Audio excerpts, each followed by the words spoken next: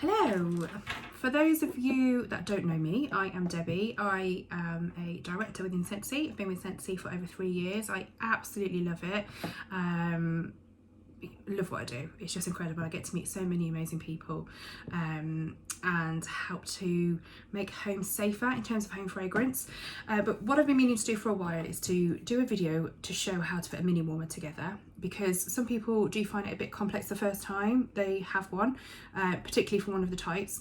So I like to have like a visual reference, so I just thought it might be good to do one just in case people need it. So if you buy your first one, or you've bought someone as a gift for somebody and you want to show them the video, then by all means, like, help yourself and feel free.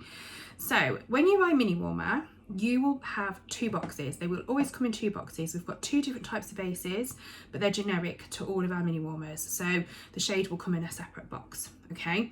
So they will most likely look like this, okay? So depending on the shade you've bought, this is the Why You Blushing, and the boxes do, for the bases now, look like this.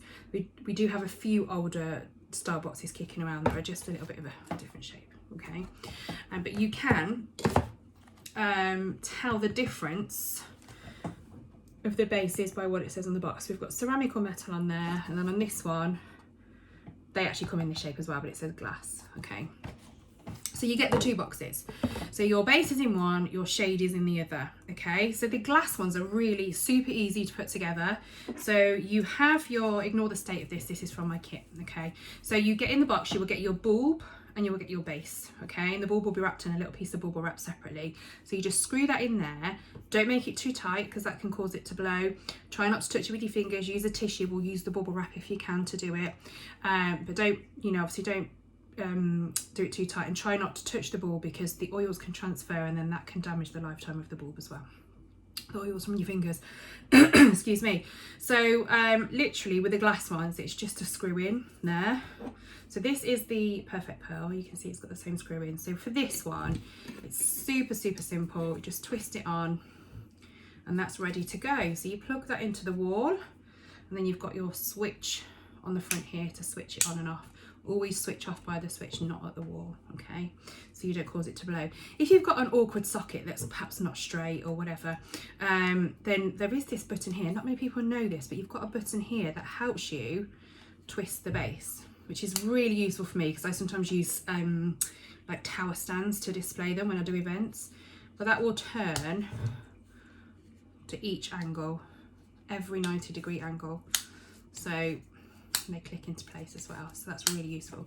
So that's that really. There's not really any need to add anything to that. There's already a washer in the base there, and that's the glass warmer. Super simple. But with the ceramic ones, they are a little bit different. So a little bit like a like a bayonet bulb fitting there. So the bases do look similar except for the fitting bit here, okay? Now when you get your shade, so this is the Why You Blushing shade. When you get your shade, you get some what we call washers in the box. So you'll have 2 packets like this, one with a thin one on and one with a thick washer in. And they usually need to be added to the base, okay? So again, when you put the bulb in, make sure you try not to touch it. Don't do it too tight. And you just literally pop, I'll do that way around, pop that over the top. Oop. Take that down to the bottom. All fingers and thumbs now, doing it on camera. Okay, take that right down to the bottom. And usually for me, I tend to find that the thick washer is enough. But if you, when you put your shade on, you find it a bit loose still, then you can obviously add the thin one on as well. So we just literally pop that on over the top, push it down a little and turn it, okay? So it does need to be turned so that, I don't know if you can see, but we need to make sure, see like there, I found the gap again. The gap needs to be past where the warmer is. I don't know if you can see it there. See there. So once you've done that, there is a space on one side to pop this little screw into place. So you just screw that up, and there's a hole underneath there, a bigger hole, so that will screw that up there. And that will keep it nice and steady for you.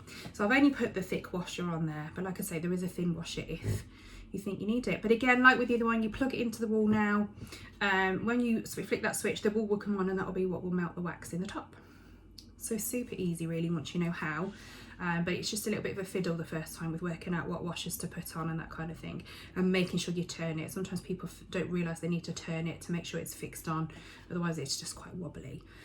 So yeah, I hope that was super helpful. Beautiful, this one, I love this mini warmer. Yeah, so I hope that was really helpful. So if you've ever got any questions, just drop me a message, but hopefully that gives a really lovely visual guide on how to put those together. Thank you.